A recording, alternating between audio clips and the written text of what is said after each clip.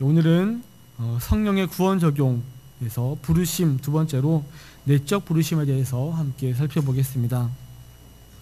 이 내적 부르심은 다른 말로 진정한 부르심 또는 효과적인 부르심 또는 유효적인 부르심이라고 부릅니다.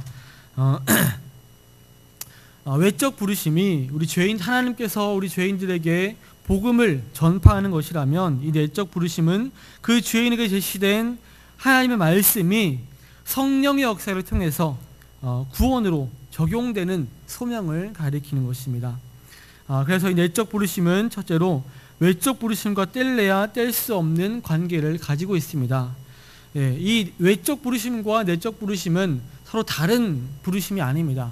결과적으로 봤을 때에 구원의 효과를 가져오는 부르심이 내적 부르심이고, 구원의 효과를 가져오지 못하는 것을 외적 부르심이라고 하는 것입니다.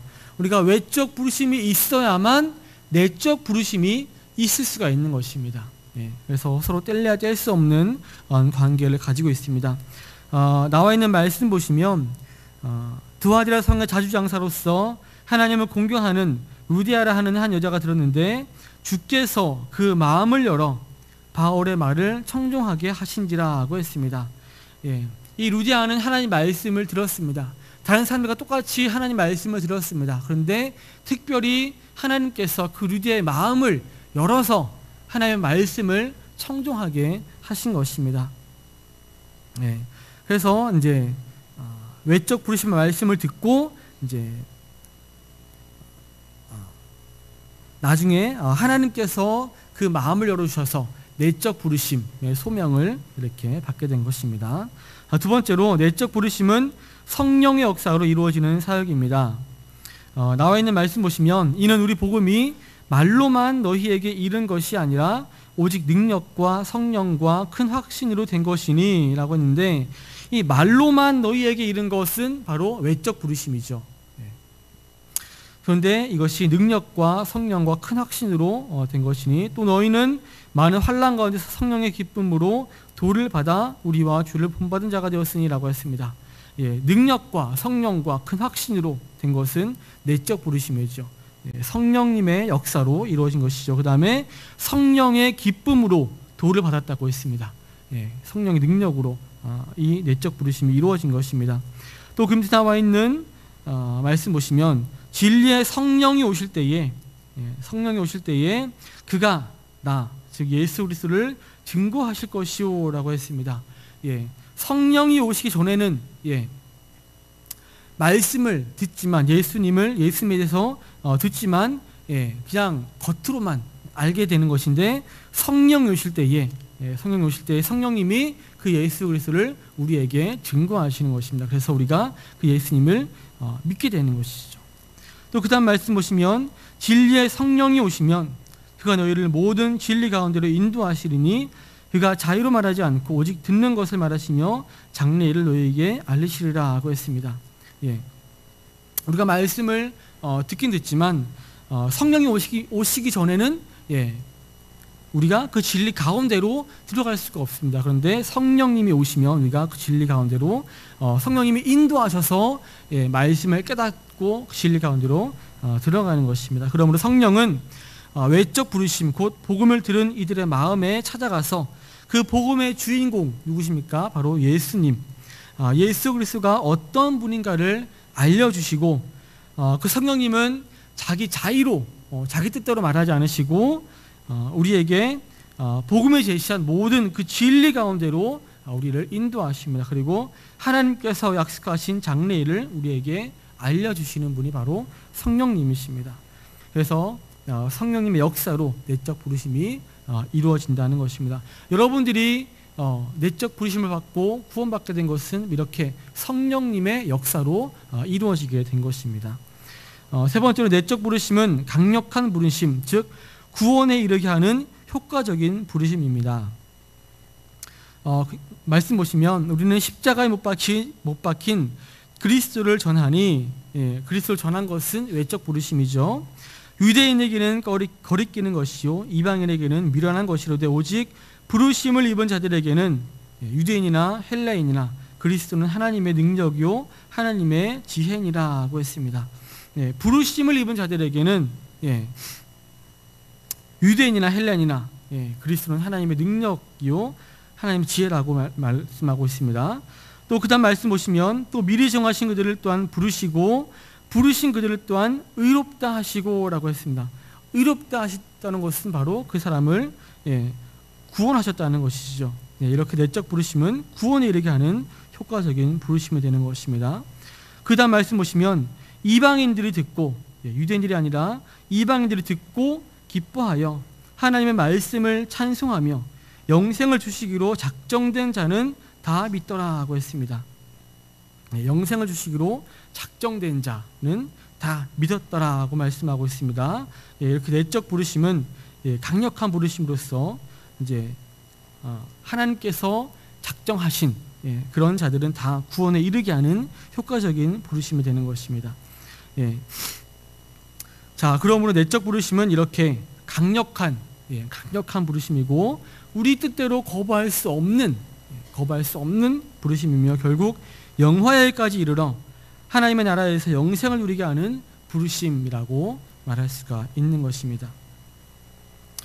그 밑에 보시면 중이나 불신자 가운데서도 이렇게 복음을 듣고 성경에 대해서 아주 박식한 사람들이 있습니다. 그런데 그 사람들이 아무리 성경을 그 내용을 많이 알고 있다 할지라도 결국 그들은 예수님을 자신의 구세주로 믿지 못합니다. 왜입니까? 저들에게는 성령의 감화가 없기 때문입니다. 그런데 반대로 전하는 사람이 반대로 성경을 읽다가 성령의 감화로 예수님 믿는 사람들이 있죠. 이 성경은 성령의 감동으로 써진 책이기 때문에 성령을 떠난 성경 지식은 그냥 세상적인 교양에 불과할 뿐입니다. 구원과는 아무런 상관이 없는 것이죠. 그래서 우리가 성경을 많이 읽고 안다고 해서 그 사람이 구원받는다는 것은 아닙니다. 십자가에 못 박으신 그 그리스의 도가 유대인과 헬라인에게는 외적 부르심, 듣긴 들었죠 그들이. 근데 그 외적 부르심에 스쳐가는 초청이 되어서 배척을 당했지만 이 내적 부르심을 입은 자들에게는 이 그리스의 도가 하나님의 능력과 지혜가 되었다라고 말씀을 하고 있습니다. 마찬가지로 오늘날 이 그리스의 향기가 이 사람에게는 사망으로조차 사망에 이르는 냄새요. 불신자죠. 저 사람에게는 생명으로조차 생명에 이르는 냄새가 되었던 것이다 라고 말씀을 하고 있습니다. 성령의 역사, 성령의 감동을 받은 사람들은 이렇게 생명으로조차 생명에 이르는 냄새가 되는 것입니다. 이와 같이 같은 진리라도 이런 성령의 역사하심과 역사하지 아니하심에 따라서 그 같은 진리가 복음이 될 수도 있고 아니면 헛하는 소리가 될 수도 있다는 것입니다. 자, 그런 의미에서 우리가 전도하는 것은 외적 부르심의 최고 수단이며 또한 택자를 향한 내적 부르심의 절호의 기회가 되는 것입니다. 또 전도는 내적 부르심을 입은 자들에게 양심을 향한 계속적인 가격음으로 쉬지 말고 때려야 합니다. 그래서 그 사람들이 양심이 괴롭도록 만들어야 합니다.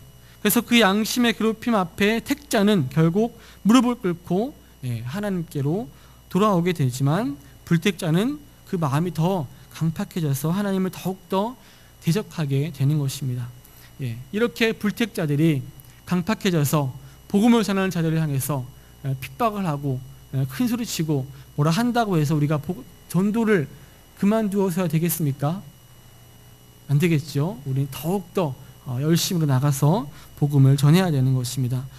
그러므로 마지막 문단 보시면 우리가 소명받은 것은, 즉 구원받은 것은 절대적으로 성령의 내적인 역사에 의한 것이며 그 방편, 직선으로 진리, 즉 성경 말씀, 진리가 수반되었음을 기억을 하면서 우리가 우리에게 맡겨진 그 전도의 사명을 끝까지 감당을 해야겠습니다. 내용 연구 보시겠습니다. 내적 부르심을 다른 말로 표현하면 무엇입니까? 진정한 부르심, 효과적인 부르심, 유효적인 부르심 이렇게 표현할 수 있습니다. 자, 2번에 보시면 맞는 것은 동그라미, 틀린 것은 X. 자, 1번 내적 부르심을 한 하나님의 진정한 부르심, 효과적인 부르심, 유효적인 부르심이다. 맞죠? 자, 2번 보시면 내적 부르심과 외적 부르심 사이에는 아무런 관계가 없다. 예, 틀렸죠? 자, 3번 내적 부르심은 외적 부르심과 뗄래야 뗄 수 없는 관계를 가지고 있다. 예, 맞습니다. 4번 내적 부르심은 보편적으로 외적 부르심에 의해 전파된 하나님의 말씀을 통한 성령의 역사로 외적 부르심을 효과 있게 만드는 것이다. 맞습니다. 내적 부르심 5번 내적 부르심은 악령의 역사로 이루어진다. 네, 틀렸죠. 6번 내적 부르심은 성령의 역사로 이루어진다. 네, 맞습니다. 7번 내적 부르심은 강력한 부르심, 즉 구원에 이르게 하는 효과적인 부르심이다. 네, 맞습니다. 8번 내적 부르심은 하나님께서 그때그때 자기 마음에 드는 사람들을 불러 구원에 이르게 하는 효과적인 부르심이다. 맞습니까? 틀립니까? 네, 잘 보시면 틀렸습니다. 네, 그때그때 자기 마음에 드는 사람을 불러서 구원하시는 것이 아니라 이미 작정한, 구원받고 선택한 그런 자들을 불러서 구원에 이르게 하는 것이죠. 9번 내적 부르심은 강력한 부르심이긴 하지만 거부할 수 있는 부르심이다. 틀렸죠. 10번 내적 부르심은 결국에는 영화에까지 이르러 하나님의 나라에서 영생을 누리게 하는 부르심이다. 네, 맞습니다. 3번 문제 보시면 자, 가로 안을 채우면 되겠습니다.